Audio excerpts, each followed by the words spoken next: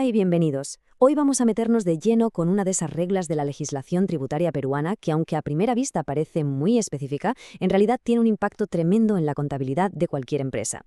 Hablamos del artículo 16 de la ley del IGB, centrado en una situación muy particular, el retiro de bienes. ¡Vamos al lío!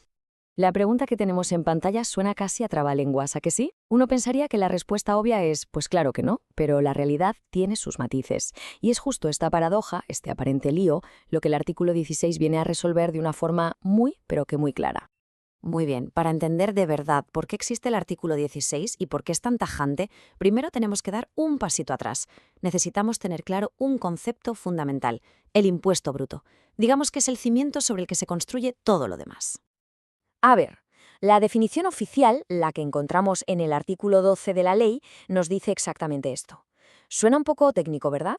Pero en el fondo es un cálculo de lo más simple. Es coger el valor de lo que se vende, aplicarle el porcentaje del IGB y listo. Eso es el impuesto bruto. No tiene más misterio. O sea, dicho en plata para que nos entendamos, cada vez que una empresa emite una factura por una venta, el IGB que le añade es su impuesto bruto para esa operación concreta. Al final del mes se suma todo y esa es la cantidad que hay que declarar. Sencillo, ¿no? Pues bien, agarraos, que ahora viene la curva. Aquí es donde la cosa se pone de verdad interesante. Y es que, claro, no todas las operaciones de una empresa son ventas a clientes.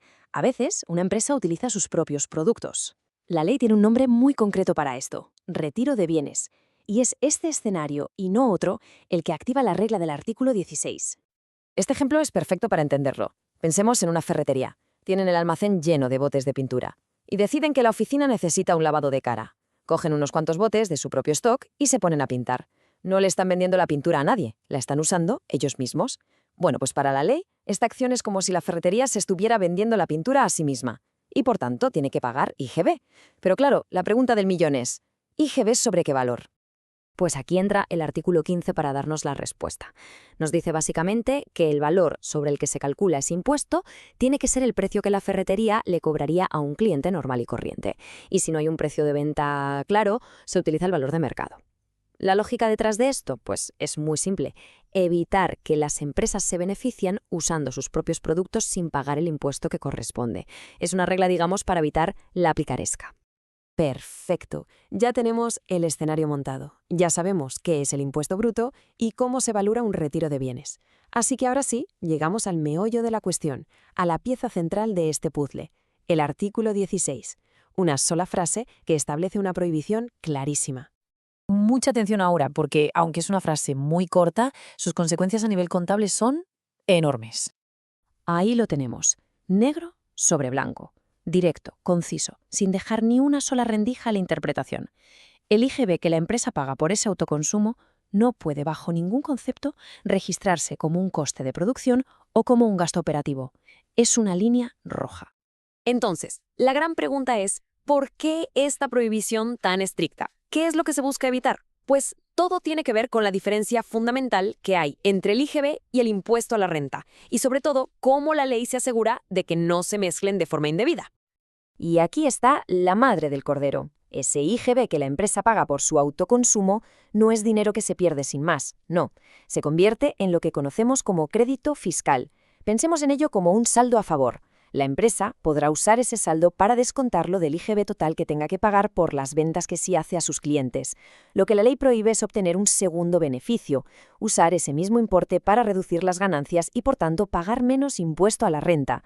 Sería un doble beneficio tributario y eso no está permitido. Este cuadro lo deja meridianamente claro. En la columna de la izquierda vemos lo que está mal. Si se considera un gasto, la empresa se beneficia por partida doble, por un lado como crédito fiscal en el IGB y por otro reduciendo su base para el impuesto a la renta. La ley, con el artículo 16, corta esto de raíz. La forma correcta, la de la derecha, es tratar ese IGB única y exclusivamente como lo que es, un crédito fiscal. No tiene por qué afectar para nada al cálculo del impuesto a la renta. Muy bien, vamos a recapitular para que la idea principal se quede grabada a fuego. Este pequeño artículo cumple una función muy específica, pero vital, dentro del sistema tributario. En resumen, los puntos clave son estos. Primero, si una empresa usa sus propios productos, esa operación paga IGB. sí o sí. Segundo, ese IGB se convierte en un crédito fiscal, un saldo a favor. Tercero, y lo más importante de todo, ese impuesto nunca, jamás de los jamases, puede acabar en la contabilidad como un costo o un gasto. Y cuarto, ignorar esta regla no es un simple despiste, es un error contable en toda regla que la Administración tributaria puede y suele sancionar. Y esto nos deja con una reflexión final. El artículo 16 es un ejemplo perfecto de cómo un detalle aparentemente menor en la ley puede tener efectos contables y financieros muy significativos. Lo que nos lleva a preguntarnos, ¿qué otras normativas similares, esas reglas simples del IGB, podrían estar pasando desapercibidas y tener consecuencias igual de importantes? Ahí queda la pregunta. Hasta la próxima.